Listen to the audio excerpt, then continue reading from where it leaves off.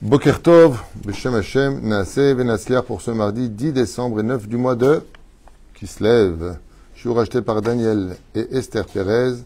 Je suis racheté pour l'élévation de l'âme de Yosef Eliyahu, Ben Esther et Chaya.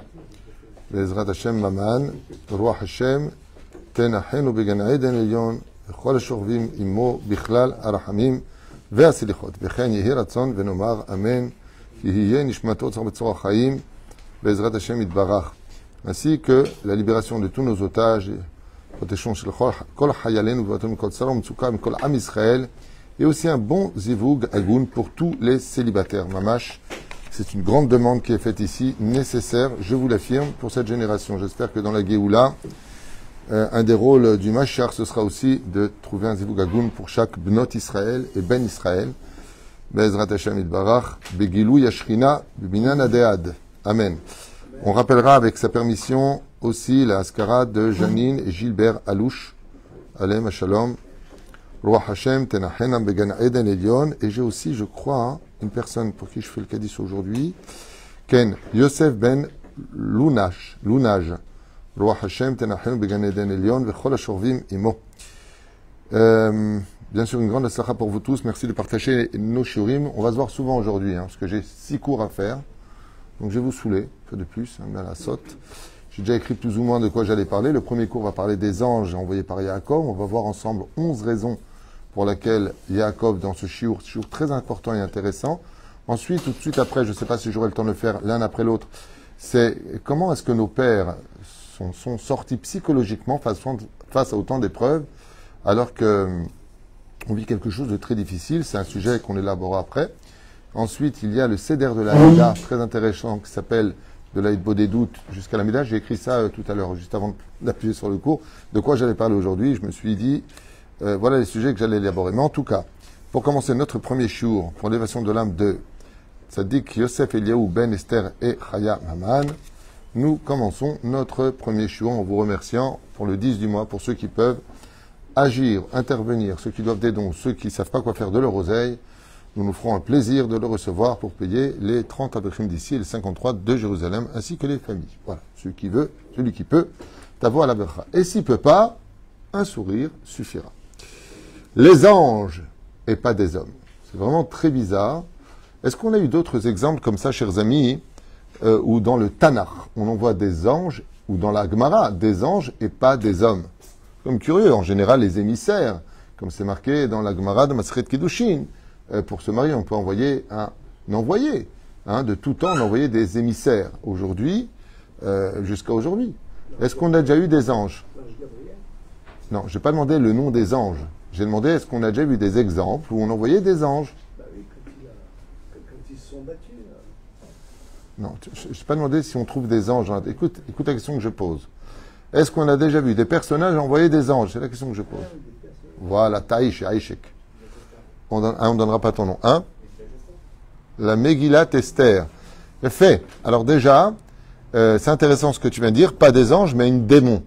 Comme ça, ce n'est pas un ange qu'elle a envoyé, c'est une Sheda. Elle a envoyé un démon. Alors effectivement, dans la Gemara de Masechet Megillah, on voit d'autres exemples où on n'envoie pas un sosie, mais un Shin Dalet, pour faire la mission. Avec les Shin Dalet, reste dans les Shin Dalet. Donne-moi un autre exemple du Talmud. Le roi David. Qu'est-ce qu'il a envoyé? Réfléchissez avant de parler. Dans le Talmud. Oh, Rabbi Shimon Bechai, qu'est-ce qu'il a envoyé? Un démon avec le nom qui est donné, on ne va pas donner son nom, chez l'empereur de Rome. Effectivement, il n'a pas envoyé un. Alors une question, pourquoi dans Megillat Esther, Dafka Esther demande à une Sheda, ordonne à une Sheda de prendre sa figurine et d'aller chez Achashverosh? Pour quelle raison? Parce qu'on n'a pas le droit, pour une Bat Israël ou un Ben Israël, d'aller avec les nations du monde dans l'intimité, à plus forte raison. Donc elle l'envoie. Pourquoi Rabbi Shimon Bar Yochai, il n'envoie pas un de ses élèves? Pourquoi il envoie un Shin Dalet? Parce que ce que devait faire ce Shin Dalet, c'est refroidir un bain qui avait été monté à 700 degrés. Il devait rendre température ambiante à peu près dans les 30 degrés. Donc il s'agissait de faire des actes qui étaient surnaturels. Moi, des exemples, j'en ai pas mal à vous donner. Si vous voulez, il y a Chizkiyahu Melech, Alav Shalom, qui dit au peuple d'Israël, allez dormir, Dieu va envoyer des anges pour s'occuper de du roi Achour, Sancheriv, roi de Achour. Effectivement, l'ange Gabriel descend et met fin à tout cela. On a vu Avraham Avinu. Kadosh Baruch Hu lui envoie des anges pour lui parler. Et c'est les anges aussi qui vont essayer d'aller sauver Lot sur place. Ceci étant, ce n'est pas vraiment une mission envoyée par Avraham Avinu, c'est la demande d'Avraham Avinu. Mais là, dans le cas échéant, on a vraiment des shlichim, on appelle ça des shlichim, c'est-à-dire des envoyés qui sont, envoyés par Yaakov Avinu, des anges. Et pourquoi des anges? Rachi, on aurait pu penser, tu sais, quand tu vois des gens qui sont tzadikim, on dirait, lui, c'est un ange. Ouais.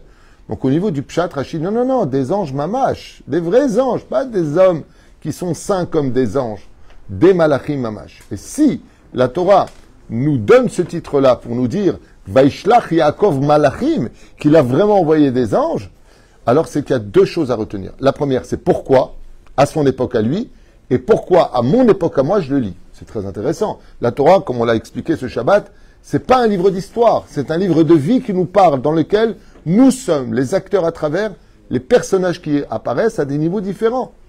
Lama, aujourd'hui, on nous parle d'anges.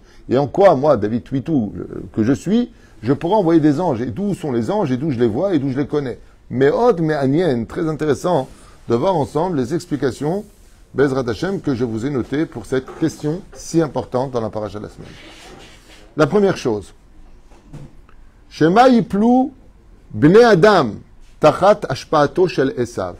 Première réponse qui nous est donnée, de peur que s'il avait envoyé des hommes, eh bien, la force du dialogue, de la manipulation de Esav, oui, je suis né le premier, il m'a arnaqué, c'est ça le religieux, toujours accuser, inventer, tricher, mentir, la force de la persuasion. Par quoi? Par le dialogue. Et il y en a qui disent 400 hommes, c'est pas n'importe lequel qu'il a pris. Il a pris des hommes spéciaux. Ça veut dire que s'il avait envoyé des hommes, ils auraient fait dans la culotte. La reine Ishlach Malachim. Pourquoi? She'en Malachim nitzaim tachat hashpa. Car les anges ne sont pas influençables. Pour éviter que l'influence néfaste de Esav intervienne, eh bien, il faut savoir une chose. On a vu des gens qui étaient religieux, pratiquants, et qui ont fréquenté d'autres personnes qui étaient sur le chemin de Esav. Qui a ramené qui, de façon générale? Est-ce que c'est celui qui avait de la Torah qui est tombé, ou est-ce que c'est celui qui est tombé qui a fait Teshuvah? On verra que la Torah nous dit « Betistalek mishachenra » va-t'en de lui, car même un voisin mauvais peut influencer. Il y a une histoire à Jérusalem d'une famille qui s'est installée à côté donc dans un immeuble, puis à côté il y avait des gens qui fumaient des samim. Les adolescents sont devenus amis, et lui il fumait des gens dans les escaliers. Tu veux pas essayer? Il a essayé. Aujourd'hui ils sont dans la drogue. C'est-à-dire faire très très attention à cela. Combien même la Torah nous dit que l'homme il est préservé de toute chose, tant que tu n'as pas un darga de ange, c'est-à-dire un ange il n'a pas besoin physique, un ange n'a pas besoin de fumer, il n'a pas besoin de manger, il n'a pas besoin de boire, il n'a pas besoin de dormir, il n'a pas besoin d'argent. Donc fais attention, car seule une influence où la personne serait déconnectée de ce monde au niveau spirituel pourrait fréquenter un rachat du niveau de Esav. C'était la première explication. Deuxième explication, Shema yargu otam Esav. On n'a pas le droit d'envoyer des gens à la mort, comme le dira David Amelech à Uriah, qui était le mari de Bathsheba à l'époque. Ne va pas à l'armée, car j'ai vu que tu allais mourir. Ne va pas. Si tu sais qu'une personne, tu l'envoies à la mort, il ne peut pas y aller. Et donc, face à Esav, s'il avait envoyé des hommes en guise de réponse, Esav leur aurait tranché la gorge. On n'a pas le droit de faire une chose pareille. L'ifner hiver, l'otiten mirchol. Tu ne peux pas envoyer des hommes où à 50%, ou peut-être plus que cela encore, bien plus, tu les aurais envoyés à une mort certaine. Velchen shalach malachim. Car les anges ne sont pas ni égorgeables, ni tuables dans l'absolu. Troisième explication, Amalach yodeh marchavot adam vekavanotav. Alors ça, c'est ce que j'ai montré hier à mon ami Asher Salfati sur Mayana Shel Torah. Une explication magnifique qui dit que, vous savez que pour se préparer à la guerre, Yaakov Avinu, comme le rappelle Rashi, et le fera plus tard Rabbi Yehuda Nassi avec Antoninus, roi de Rome, il y a trois façons d'agir. Quand tu as un ennemi qui vient vers toi, le cadeau. Achète son cœur. 2, la prière. 3, la guerre. Maintenant, pour aller voir Esav. Quelles sont les intentions d'Esav? Est-ce qu'il est venu tuer Yaakov? Est-ce qu'il passait ici par hasard? Est-ce qu'il a été envoyé? Effectivement, le Midrash nous dit que c'est Lavan qui a prévenu Esav, comme Dieu lui a dit à Lavan, ne fais pas de mal à Yaakov. Il a dit, moi, non, mais si je vais dire à Lavan va dire à Esav, Esav, il a une vengeance vis-à-vis de lui, lui fera le sale boulot. Comme l'ont fait certaines nations, en envoyant d'autres nations faire le travail pour eux. C'est-à-dire, ou tout comme aujourd'hui, l'État d'Israël s'occupe du terrorisme, chose qu'auraient dû faire toutes les nations. Donc il y a toujours le bouc émissaire, et après, on tape dessus. Enfin bon, ça c'est un autre sujet. Shem Yazor. Donc, pour cela, quelles sont les intentions de Esav? Est-ce que le fait qu'ils apportent les cadeaux, ça va atténuer? Est-ce qu'il va se radoucir? Est-ce que malgré tout, il était fourbe? On a vu qu'il est venu pour lui embrasser le cou, et sauf, il voulait le mordre. Donc il y a des intentions. Les hommes ne lisent pas les intentions. Mais les anges lisent les intentions. Dans le Mayan Shel Torah, il dit là-bas, Vaishlach Yaakov Malachim, Sheyem Yodeim Marchevot Adam. Car eux, ils lisent les pensées des hommes. Les anges voient à l'intérieur les fourberies ou les intentions du cœur de chacun de nous. La reine Vaishlach Yaakov Malachim. Mazot Omeret, donnez-moi un divoir, rapportez-moi un compte rendu sur la réelle situation de l'état d'âme de Esav. Aïm ou Ba Keachi ou Keesav. Est-ce qu'il vient comme un frère ou comme un ennemi? Esav, le Satan lui-même. Où est-ce qu'il en est? Peut-être qu'il a fait tchouva. D'ailleurs, à ce propos, Mamash, Yakatouv, Sheyesh Beyado Shel Yaakov Mitzvot Netzach. Qu'est-ce que ça veut dire lui envoyer des anges, Mamash? Réellement des anges. Pour faire comprendre que quand un homme dans ce monde, il possède des biens, une armée, un royaume, c'est Ir. Quand il possède ce qu'il possède, tout ce qu'il a n'est que temporaire. Tandis que Yaakov lui montre et lui démontre que lui, il est capable d'envoyer ce que Esav n'est pas capable d'envoyer. Des anges. Et les anges créés par ses propres mitzvot sont la Netzach Netzachim. Ils sont éternels. Qu'est-ce qu'il a voulu lui dire de cette façon-là? Il a voulu lui dire que même si toi, tu viens me faire du mal, tu verras que toutes les nations qui essaieront d'assaillir Israël, d'assujettir Israël, disparaîtront les unes après les autres, comme toi, Esav, qui disparaîtra de la scène historique et biblique. Mais moi, je suis éternel. C'est comme si tu dis à une personne, comment on peut tuer le peuple d'Israël? Réponse, impossible. Pourquoi impossible? Tout le monde a essayé, jusqu'à aujourd'hui. Tout le monde a essayé. Les Égyptiens ont essayé, les Babyloniens ont essayé, les Perses ont essayé, les Grecs ont essayé, par tous les moyens. Jusqu'à aujourd'hui, ce qu'on vit, la Shoah, Hitler, il a essayé. Tout le monde a essayé. Et on est là. Et on restera là. Lama, Katouv, Vaishlach Yaakov Malachim. Il a dit, tout comme les anges ne sont pas attrapables, tout comme les anges sont au-dessus de l'homme, de la même façon, l'histoire, pas les Juifs au-dessus de l'homme, c'est pas ce que je veux dire. Le Ham Israël, l'histoire d'Israël, c'est l'histoire de l'huile. À qui est comparé Israël? À l'huile. Il y a toujours des Tunisiens dans l'histoire. Pourquoi à l'huile? Parce que même si tu l'assimiles, l'huile remonte toujours en haut. Et qu'est-ce qu'on a eu, ma Hanouka? Les bougies, la lumière. Ham Israël, même si tu le mélanges, même si tu veux l'assimiler, même si tu veux le tuer, tu comprends rien. Ken Irbe ve Ken Ifros, Katouf Torah. Plus tu voudras exterminer ce peuple, plus il se multipliera. Vous savez qu'après la Shoah, il y a eu un étonnement choquant. Il y a eu plus de 6 millions de Juifs. Quand la Aliyah s'est opérée, et que dans les années 45, 46, 47, 48, jusqu'à la dépendance d'Israël, ouais, on est arrivé par centaines de milliers. Et je me dis, d'où ils sortent? D'où ils sortent? Tellement de Juifs. Normalement, il y a moi. C'est marqué dans la Torah. Quand Pharaon a voulu tuer les Juifs, il y a marqué, ils ne cessaient de se multiplier. Je comprends pas. Et ça, c'est Ramouz. C'est une allusion qui est faite à propos de la grenouille. Il frappait son Rabbi Akiva la grenouille, et plus tu frappais la grenouille, plus il y avait des grenouilles qui sortaient de lui. Plus tu veux faire du mal au peuple d'Israël, et plus Akadosh Baruch Hu mevarech oto. Plus il nous aide, plus il nous sauve. Depuis le 7 octobre, on a fait ce qui était impensable. Impensable. Le Tzir Philadelphie, du côté du Hezbollah qui nous menaçait depuis des décennies, avec plus de 18 000 missiles sur Haïfa et des points stratégiques. Le Liban, la Syrie, depuis cette catastrophe du 7 octobre, Israël n'a cessé de régler des situations qui étaient inespérées. C'est un truc de fou. Après, chacun verra ça comme il veut, mais c'est un truc de fou. C'est-à-dire, plus on nous boum, et plus on monte. Ça me rappelle un petit peu la mayonnaise. Tu veux qu'elle monte, il faut la tourner. Okay? C'est bizarre.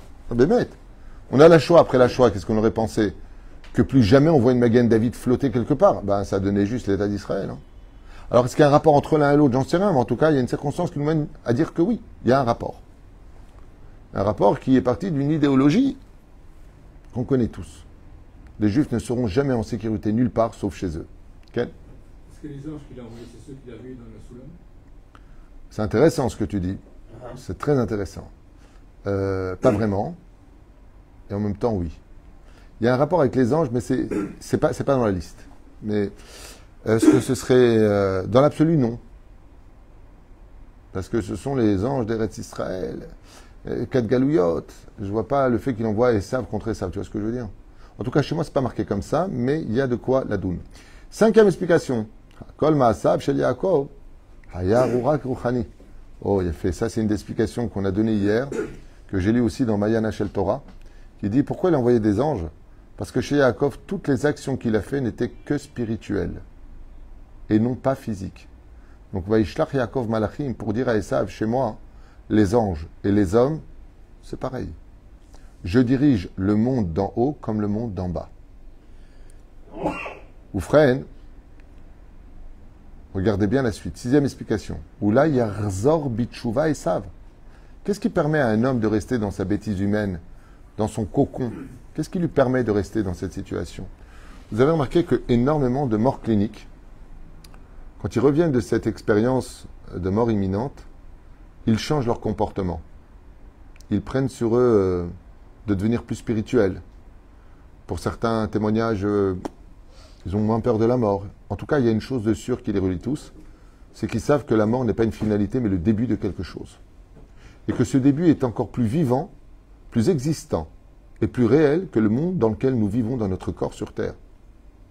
C'est un point commun qui les réunit tous. Tous les témoignages de toutes les religions, de toutes les tendances et de tous les pays. Le fait de voir des lumières, des anges, des hommes, des personnes décédées, des choses spirituelles qui viennent à toi, doivent éveiller chez toi quelque chose d'incroyable. Comme je vous l'avais dit, j'avais un copain un jour qui m'a raconté à Paris qu'il était en train de faire une bêtise avec une jeune fille dans la chambre. Il a entendu un « Hey !» à son oreille. Il a eu peur, il a dit à sa fiancée, dis-moi, tu t'as entendu? Il a dit oui. C'est quoi? Ça doit être rien, ça doit être le vent. La fenêtre était fermée de ce qu'il m'a dit. Il revient pour l'embrasser et à ce moment-là, le « et » est très fort derrière eux. Ils se sont barrés de la chambre.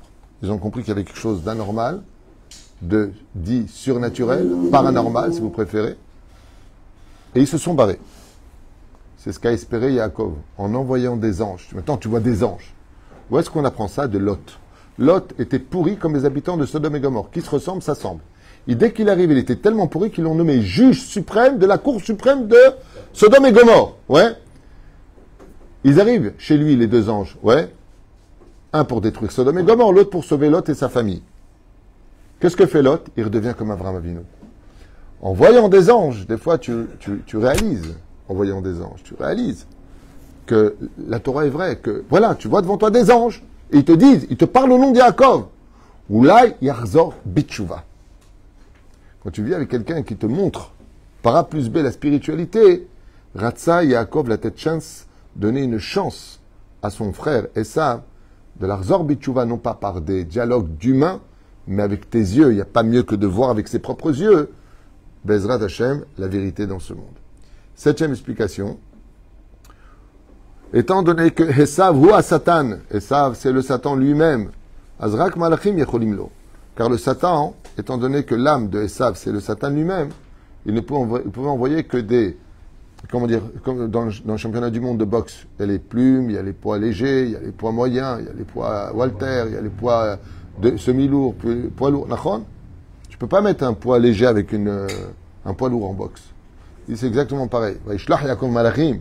Étant donné que lui, c'est le Satan, qui peut se mesurer à lui? Michael, Gabriel, Uriel, Raphaël, les ministres. Zek et Negedze Asa Hashem. Ken. David s'est mesuré à Goliath. Oui, mais la différence qu'il y a, non, tu as raison. David, quand on sera le roi David, on en reparlera. La deuxième chose, c'est qu'on a vu que si Yaakov avait pris une fronde, par exemple, et avait tué Esav, ouais, le jour de la mort de Esav, c'était aussi sa mort à lui, donc il n'a pas intérêt à mourir. Par contre, ce qui n'était pas le cas du roi David. Le roi David, en tuant Goliath, ça ne lui a pas pour autant raccourci sa vie. Shema et Shakel, Shtem, Beyom Echad, de peur que je vous perde tous les deux le même jour. De la Rivka a vu la prophétie que le jour de la mort de l'un sera le jour de la mort de l'autre. Donc, Vadaï qu'il ne pouvait pas agir en conséquence. Sinon, crois-moi bien que s'il a été capable de déplacer la margelle du puits qui demandait l'aide de 30 bras minimum pour être levé et qu'il les enlevait avec 2 petits doigts, on peut comprendre combien Yaakov n'avait pas à craindre Esav. Il y a d'autres raisons à cela, si tu veux savoir. On a vu que David Amelech alav shalom n'a pas pu construire le temple. Pourquoi? Parce qu'il avait ses mains pleines de sang. Yaakov espère être le Mashiach, être celui qui mettra un point à la rédemption finale. Donc il ne veut pas verser de sang. Et on le voit qu'il est énervé dès qu'il verse du sang dans cette paracha, Shrem. Quand il y a la guerre contre Shrem et que Shrem réunit toutes les nations du monde à monter contre Israël selon le Midrash, au Tsar Agadot HaTorah, il y a eu une guerre mondiale à l'époque du viol de Dina. Il y a eu une guerre. Ils ont pris Dina en otage, ils l'ont violée. Et il y a eu une guerre. Comme ça nous dit le Midrash à l'époque de Yaakov. Et on voit que dans la paracha de Vaïchi, il dit Arur Apam, maudiez votre colère, regardez ce que vous m'avez fait faire, j'ai versé du sang. Maintenant, moi, je ne peux plus construire le temple. Donc, en d'autres termes, il se disqualifie. Très intéressant, il y a beaucoup de choses à dire, mais on continue pour la 8e explication. Malachim, le'akot et Esav, ve'arba meot ish imo. Pourquoi et combien d'anges il aurait envoyé? Selon certains Midrashim, 400 anges. Pourquoi? Pour frapper Esav et pour frapper les 400 hommes qui étaient avec lui. On l'a dit hier, ce sont les forces du mal. Ra'ain, on va y arriver. Justement, à ce propos, il y a une explication qui suit. Pourquoi 400? Et qui étaient ces 400 hommes? C'était 400 démons. Donc pour lutter contre des démons, il fallait envoyer des anges. On va y arriver. C'est l'explication qui suit. La reine Shalach Malachim, il a envoyé des anges. Pourquoi? Les akot et Esav ve'arba meot ish imo, pour les frapper. Les frapper de façon précise. Les frapper de telle façon à ce qu'ils ne puissent même pas lever une épée par la suite. Les endroits spécifiques. Et pour cela, il fallait une chirurgie minutieuse que seuls les anges connaissaient et savaient faire. 9e explication, ta question. Pourquoi arba meot? Ra'ain. Avec quelle force est venu Esav? Avec 400 sorciers experts dans l'Aïnara. Car 99% des gens meurent de l'Aïnara et toutes les maladies, dit Rav Yosef dans la Gemara, viennent de l'Aïnara. Et il vient particulièrement chez qui l'Aïnara? Chez ceux qui s'en occupent trop. Ah, ça c'est l'œil, ça c'est l'œil. Fais gaffe, à force de le dire, ça arrive. L'œil, ça existe, mais t'en occupes pas. De temps en temps, tu fais... on peut appeler mon fils maintenant, c'est devenu un spécialiste, vraiment, il le fait parfaitement bien. En plus, il donne des explications sur le sujet.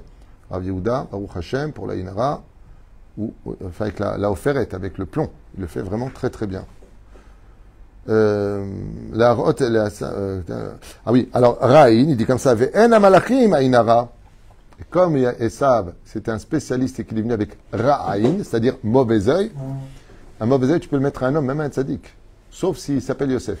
C'est pour ça que Yosef va se mettre devant Rachel, parce que lui, il est anti-Aïnara. C'est pour ça que, pourquoi? Il ne cesse d'appeler l'aide de Dieu. Be'ezrat Hashem, Be'ezrat Hashem, Bet Aïne.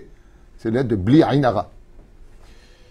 Mais les envoyés là-bas, Esav était tellement fort avec l'Aïnara qu'il aurait pu tuer des hommes.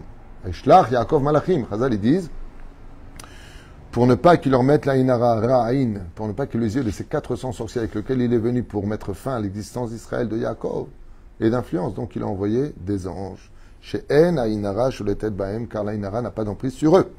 10e explication, Le'arot le'esav, Sha'ashamaim ou Beddin shel ma'alaito. Quel est ton problème? Tu me juges en disant que je suis fourbe, que je suis tordu, dit Yaakov à Esav. Ouais? Voilà, je t'envoie des anges. Eze malachim shel Beddin shel ma'ala. Il a envoyé les anges du Beddin pour montrer à Esav que devant Dieu, comme devant les hommes, tu m'as vendu ton droit d'aînesse. Le manteau que j'ai pris pour passer pour toi, c'est le manteau d'Adam Arishon qui devait être transmis seulement. Nimrod l'a volé à Terach, car c'était la propriété d'Abraham. Il a été récupéré par la suite, ce manteau est à moi. En fin de compte, il lui a montré en lui envoyant des anges à quoi ça ressemble, si vous préférez. C'est comme un homme qui a un conflit avec l'autre, et c'est les avocats de l'autre qui viennent prendre la défense de celui contre qui il devait se battre, en disant « laisse tomber, c'est lui qui a raison ». Et Esav comprend qu'en voyant des anges, que le ciel est d'accord avec lui, et que la terre est d'accord avec lui, que Dieu est d'accord avec lui, c'est pas la peine de faire des problèmes. Si tu penses avoir raison vis-à-vis d'Hachem, tu as tort. Ainsi donc, Shalach Malchim. Et 11e réponse. Moul nish rasha mizvat umasim tovim yecholim mamash lo.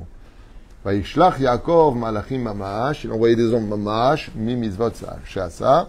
Il lui a envoyé les anges qu'il a créés pendant toutes ces années. Il me l'avant-garde et il lui a dit, là je t'envoie des anges, mais j'en ai des millions d'anges qui t'attendent.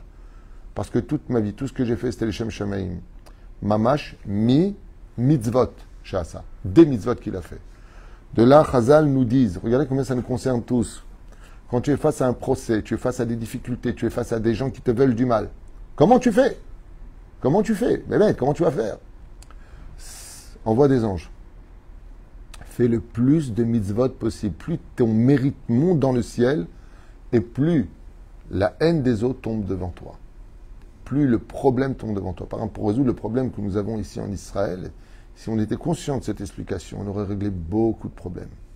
Si on faisait plus de mitzvot, encore plus d'ardout, plus d'amour les uns pour les autres, plus de mitzvot les uns pour les autres, plus de compassion les uns pour les autres, plus d'aide entre nous, moins de critiques, moins de la shonara.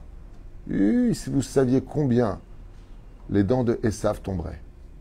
Zekoach ha-mitzvot. C'est pour ça que chaque fois qu'une épreuve vient à nous, Kadosh Baruch Hu, il mesure le mérite et les accusations. Comme le dit Rabbi Tarfon, ce n'est pas Rabbi Hanan Mendoza, ce n'est pas le serpent qui tue, c'est la faute. C'est pas le serpent, c'est pas le coup qui te tue, c'est la faute. Les gens, ils ont pris 3 coups de revolver. On pose la question, par exemple, Lot, comment il a fait pour être sauvé? Il n'a pas dévoilé à Pharaon qu'en réalité c'était la femme d'Abraham. Il s'est tu. Comme il s'est tu, Dieu il a dit aux anges accusateurs, chut, il s'est tu, vous vous taisez. Pose la question, comment Dathan et Abiram? C'est pareil. Il savait que on partait d'Égypte sans revenir. Il a dit 3 jours et on revient. Ouh, ils auraient pu dire. Ils se sont tus. Quand les anges accusateurs ont tué tous les Réchaïm pendant la 9e plaie d'Égypte, ouais, Dieu a dit aux anges accusateurs, il s'est tu, vous vous taisez. Zéperouchadavar pour lequel ces 11 explications nous ouvrent les yeux sur l'actualité de chacun de nous. Nous aussi, on peut envoyer des anges, Bezrat Hashem, par le biais de la piété, de la Gdusha de Yaakov Avinu. Ken? C'est le nombre en 400. Oui. Le contenu, vous avez exposé. Le contenu en fait 400, pas 1000. Les forces du mal, je te réponds une fois de plus, comme le dit le Ben Ishraï dans Ben Yoyada, sur la Gemara de Shabbat, à la page 118, là-bas tu regarderas, le chiffre qui correspond aux forces du mal, j'en ai parlé d'ailleurs hier, c'est le chiffre 400, non pas 666. Chez nous, c'est 400. 400, c'est le chiffre des forces du mal. C'est non? L'Okashur. On parle de la Sitra Achara. Les forces du mal, quand elles se réunissent, elles sont le Prinat Taf, Arba. C'est pour ça que d'ailleurs, quand tu prends la lettre Taf et que tu la renverses de l'autre côté, ça fait les forces du mal. Ça fait la croix gammée. Une fois, le Rav Ron Shaya,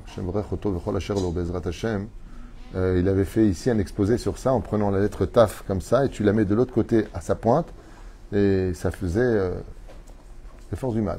Sur le reflet de 400 et 400. Très intéressant, Bémet. Tov, Baruch Adonai L'Olam, Amen, Amen. Et puis il faisait d'autres shiurim. Aujourd'hui, je vais vous saouler, je vous le dis.